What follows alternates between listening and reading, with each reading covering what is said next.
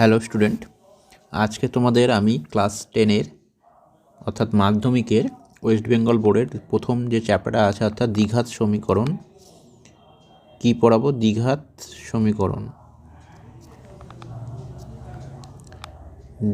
সমীকরণ পড়াবো। তো দ্বিঘাত সমীকরণটা কি তোমরা জানো নিশ্চয়ই, আমি তাও তোমাদেরকে বলছি। চ্যাপ্টারটার নাম হচ্ছে দ্বিঘাত সমীকরণ। শুধু দ্বিঘাত সমীকরণ বললে ভুল হবে, চ্যাপ্টারটার নাম হচ্ছে একচল বিশিষ্ট দ্বিঘাত সমীকরণ। ঠিক আছে, ভালো করে বুঝবে। একচল বিশিষ্ট দ্বিঘাত সমীকরণ। ক্লিয়ার? তো দেখো, তোমরা ক্লাস 9 পর্যন্ত যা শিখেছো, ধরো একটা সমীকরণ লিখছি x+3 = 0। তো এই সমীকরণ দেখো সমাধান করলে আমি কি পাবো, x = -3, অর্থাৎ x = -3। এটা হয়ে গেল আমার কি, এই সমীকরণটার একটা সমাধান। ঠিক আছে, তো দেখো এই যে সমীকরণটা দেওয়া ছিল, এখানে আমি x এর কটা ভ্যালু পাচ্ছি, অর্থাৎ x এর আমি একটাই মান পাচ্ছি না সমাধান করে। কারণ আমি এই সমীকরণটা যেটা দেওয়া আছে সেই সমীকরণে আমি যদি x এর মান x = যদি -3 বসাই, তাহলে দেখো তো বাম পক্ষ কী হচ্ছে, বাম পক্ষে কি হচ্ছে দেখো, বাম পক্ষে দেখো x এর জায়গায় -3 বসালাম, +3 = কত হলো, 0। তাহলে ডান পক্ষের সাথে সমান হলো না, তার মানে ডান পক্ষ আর বাম পক্ষ কী হলো, সমান হলো। তাহলে এই সমীকরণে সমাধানকে x = -3, এটা হলো এই সমীকরণের একটা সমাধান। ঠিক আছে, তো দেখো এই সমীকরণটাতে কটা চলরাশি আছে, অর্থাৎ অজানা রাশি কোনটা, এই x হচ্ছে আমার অজানা রাশি, এই xটা আমার কি অজানা রাশি। তাহলে এটাই হয়ে গেল আমার হচ্ছে কি চলরাশি। কী রাশি? চলরাশি। ঠিক আছে, অর্থাৎ সমীকরণে যার মান আমি জানি না সেটাই হচ্ছে আমার চলরাশি। তাহলে এই সমীকরণে কটা চলরাশি আছে? একটি চলরাশি আছে। ঠিক আছে, একটি চলরাশি আছে। ঠিক আছে, এবার দেখো যে সমীকরণটা আমার দেওয়া ছিল সেই সমীকরণে যেটা আমার চলরাশি তার হাইয়েস্ট পাওয়ার কত আছে। এখানে হাইয়েস্ট পাওয়ার কত আছে, x+3 = 0। এই সমীকরণে x এর হাইয়েস্ট পাওয়ার 1 আছে না, সর্বোচ্চ পাওয়ার ঘাত কত, 1। তাহলে এই সমীকরণটাকে বলবো একঘাতের সমীকরণ। ঠিক আছে, একঘাত সমীকরণ। ক্লিয়ার? বোঝা গেল? এবার দেখো এই সমীকরণটাতে তাহলে কি পেলাম, ঘাত কত, একঘাত। আর চল কটা আছে, একটা চল। তাহলে এই সমীকরণটাকে বলবো আমি একচল। ঠিক আছে, একচল বিশিষ্ট একঘাতের সমীকরণ। ক্লিয়ার? বোঝা গেল? তাহলে এবার তোমাদের যেটা সিলেবাসে আছে একচল বিশিষ্ট দ্বিঘাত সমীকরণ, তার মানে কি ব্যাপারটা বুঝতে পারলে? একচল বিশিষ্ট দ্বিঘাত সমীকরণ আমি কাকে বলবো, দেখো যে সমস্ত সমীকরণে তাহলে চলরাশি কটা থাকবে, যেহেতু এক চল তাহলে একটাই চল থাকবে। আমি একটা ধরে নিচ্ছি x² + 3x + 7 = 0, একটা সমীকরণ ধরলাম। ঠিক আছে, তো দেখো এই সমীকরণে অজানা রাশি কে আছে, অর্থাৎ x এর ভ্যালু আমি জানি না, তাই তো x হচ্ছে আমার অজানা রাশি। এই x হচ্ছে আমার কি অজানা রাশি। তাহলে x যদি আমার অজানা রাশি হয় তার মানে চলরাশি আমার এখানে কে, এখানে চলরাশি হচ্ছে x, হচ্ছে আমার x হলো চলরাশি, মানে যেটা আমি জানি না সেটাকে আমি কি বললাম, চলরাশি বলবো। ক্লিয়ার? তাহলে x হলো আমার এখানে চলরাশি। এবার এই x যদি চলরাশি হয় তাহলে আমার কটা চলরাশি আছে, একটি চলরাশি আছে। এই সমীকরণে একটি চলরাশি রয়েছে, তাই তো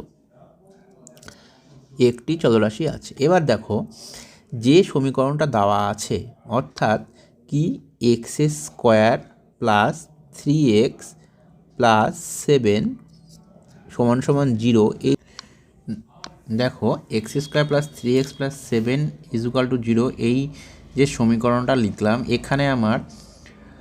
এখানে আমার চলরাশি কোনটা অর্থাৎ অজানা রাশি কোনটা, সেটা হচ্ছে আমার এক্স হচ্ছে আমার অজানা রাশি। ঠিক আছে, এই যে এক্স হচ্ছে আমার অজানা রাশি, অর্থাৎ এই সমীকরণে আমার মান বের করতে হবে কার, এক্সের মান বের করতে হবে, এক্সের মান বের করতে হবে। এক্স বাদে আর অন্য কোনো রাশির মান বের করতে হবে না, এক্সের মান বের করতে হবে। সেই কারণে এখানে চলরাশি হয়ে গেল আমার এক্স, চলরাশি হয়ে গেল আমার এক্স। ক্লিয়ার? এবার একটা জিনিস খেয়াল করো, এই যে সমীকরণটা লিখলাম, এই সমীকরণে এখানে এক্সের পাওয়ার কত আছে 1 আর এখানে কত আছে 2। ঠিক আছে, তাহলে এই সমীকরণে এক্সের হাইয়েস্ট বা সর্বোচ্চ পাওয়ার কত, এই যে 2 হচ্ছে সর্বোচ্চ পাওয়ার। তাহলে যেহেতু সর্বোচ্চ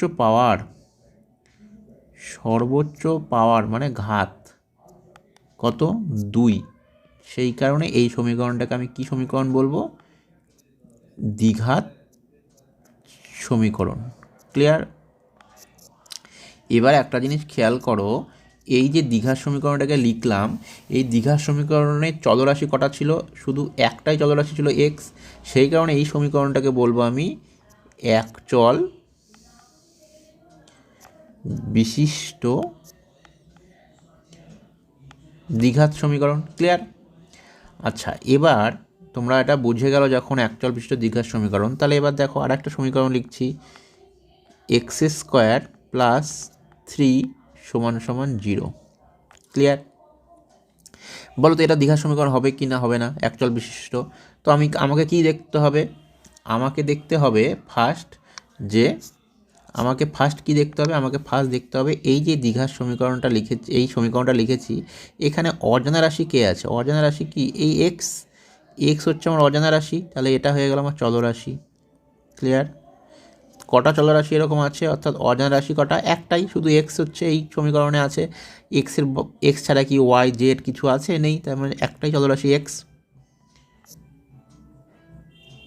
এবার এই যে এই সমীকরণটা দেওয়া আছে, এই সমীকরণে এক্সের হাইয়েস্ট পাওয়ার কত আছে, এক্সের হাইয়েস্ট পাওয়ার হচ্ছে 2 বাদে অন্য কোনো পাওয়ার আছে, অর্থাৎ 2-এর থেকে বেশি 3, 4 কিছু নেই, সেই কারণে এটাকে কি বলবো, দ্বিঘাত সমীকরণ। তাহলে এটা কি হয়ে গেল, একচল বিশিষ্ট দ্বিঘাত সমীকরণ, কারণ কটা চল, অজানা রাশি কটা, একটা এক্স, তাহলে এটাও কিন্তু আমার হয়ে গেল একচল বিশিষ্ট দ্বিঘাত সমীকরণ। তাহলে এবার এটার একটা নিচ্ছি, এক্স স্কোয়ার প্লাস 2x সমান সমান 0। দেখো তো এটা কি সমীকরণ, এটাও কি একচল বিশিষ্ট দ্বিঘাত সমীকরণ হবে কি হবে না। দেখো এখানে অজানা রাশিকে এক্স, অর্থাৎ এক্স শুধু অজানা রাশি, অর্থাৎ এক্সের মান বের করতে হবে। তাহলে চলরাশি কটা আছে, একটা, চলরাশি হচ্ছে আমার একটাই, সেটাকে এক্স। এবার এই সমীকরণে এক্সের পাওয়ার কি আছে, এখানে কিছু নেই মানে 1, আর এখানে কি আছে 2, তাহলে এক্সের হাইয়েস্ট পাওয়ার কত আছে, এই যে 2। ক্লিয়ার? তাহলে এটা কি সমীকরণ হয়ে গেল, দ্বিঘাত সমীকরণ। বোঝা গেল? তাহলে এটাও একচল বিশিষ্ট দ্বিঘাত সমীকরণ।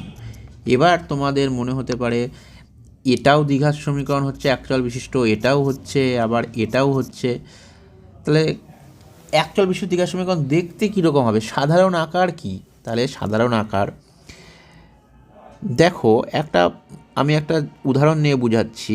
একটা মানুষ ধরো আছে, এই মানুষটা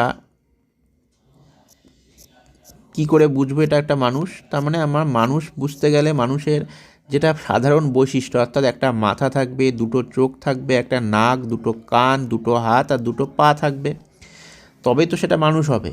তাহলে আমাদের চারিপাশে যত মানুষকে দেখতে পাই, কেউ মানে লম্বায় ছোট, কেউ লম্বায় বড়, তাই তো, এরকম কেউ রোগা, কেউ মোটা, এরকম বিভিন্ন ধরনের মানুষ হয়।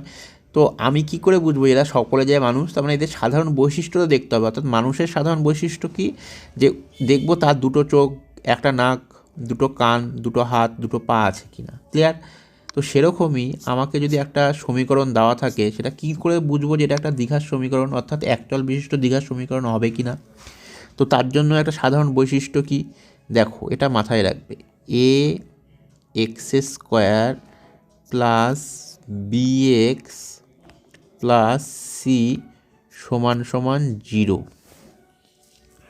এই রকম যদি দেখতে কোনো সমীকরণ আমি পাই, যেখানে যেখানে কি এ বি সি হলো যে কোনো বাস্তব মান, যে কোনো বাস্তব মান, অর্থাৎ যে কোনো বাস্তব মান মানে 1 2 3 4 পয়েন্ট 2 3 4 যা কিছু মান আমরা যত কিছু জানি সব কিছুই এ বি সি যে কোনো একটা মান থাকবে। আর এটা একটা জিনিস খেয়াল করবে, খালি এ এর মানটা নট ইকুয়াল টু 0 হবে, বাদ বাকি বি সি এর মান 0 হতে পারে, যা ইচ্ছা হতে পারে, এ এর মান 0 বাদে যে কোনো বাস্তব মান হবে। তাহলে এই রকম দেখতে যদি কোনো সমীকরণ থাকে, তাহলে সেটাকে আমরা কি বলবো, একতল বিশিষ্ট দ্বিঘাত সমীকরণ। তাহলে দেখো ফার্স্ট একটা সমীকরণ লিখেছিলাম আমি কি, x square plus 3x plus 7 সমান সমান 0।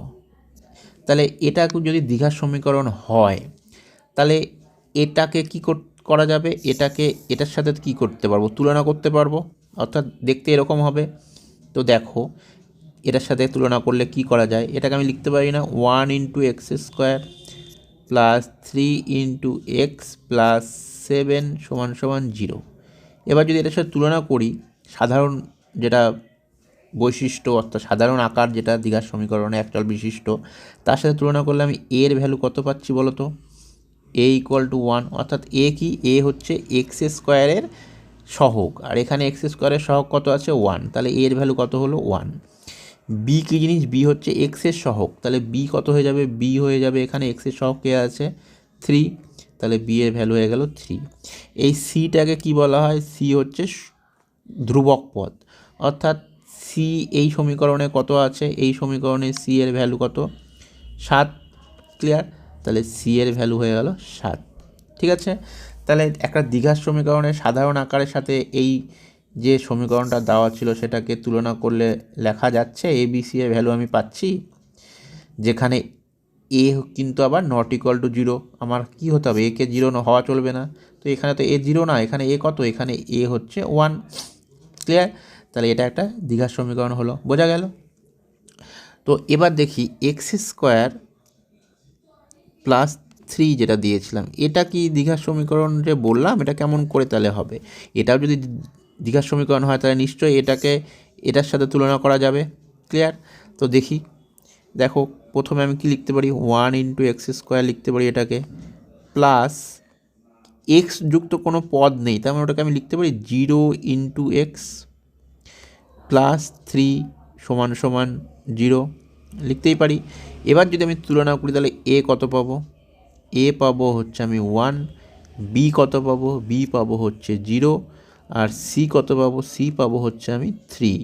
তো দেখো আমার কি হওয়া চলবে না, এ নট ইকুয়াল টু 0 বাদে যে কোনো কিছু হতে পারে। তো এখানে দেখতে পাচ্ছি এ তো 0 না, এ হচ্ছে 1, বি আমার 0 হতেই পারে, ঠিক আছে, সি আমার কত 3।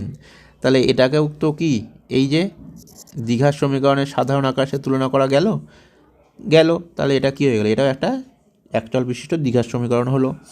এবার এটার সাথে তুলনা করে দেখি কি হচ্ছে, এক্স স্কোয়ার প্লাস 2x সমান সমান 0। তো এটা যেহেতু একতল বিশিষ্ট দ্বিঘাত সমীকরণ, তাহলে এটাকেও নিশ্চয়ই এই আকারে লেখা যাবে। তো দেখি কি লেখা যায়, এটাকে লেখা যায় 1 into x square plus 2 into x plus কিছু নেই, মানে একটা আমি শূন্য যোগ করলে একই হবে, সমান সমান 0। এবার যদি আমি সাধারণ আকারের সাথে তুলনা করি, তাহলে এখানে এর ভ্যালু কত হয়ে যাবে, এ হয়ে যাবে 1, বি কত হয়ে যাবে, বি হয়ে যাবে 2, আর সি হয়ে যাবে এখানে 0।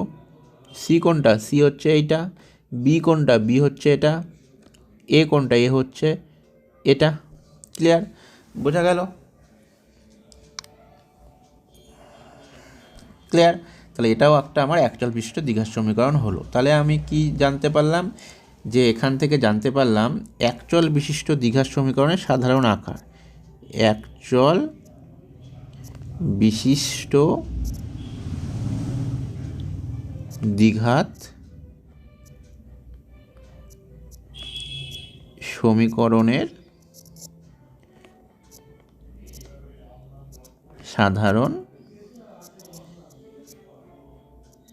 সাধারণ আকার কি হয় সেটা আমি জানলাম। তাহলে কি হয়?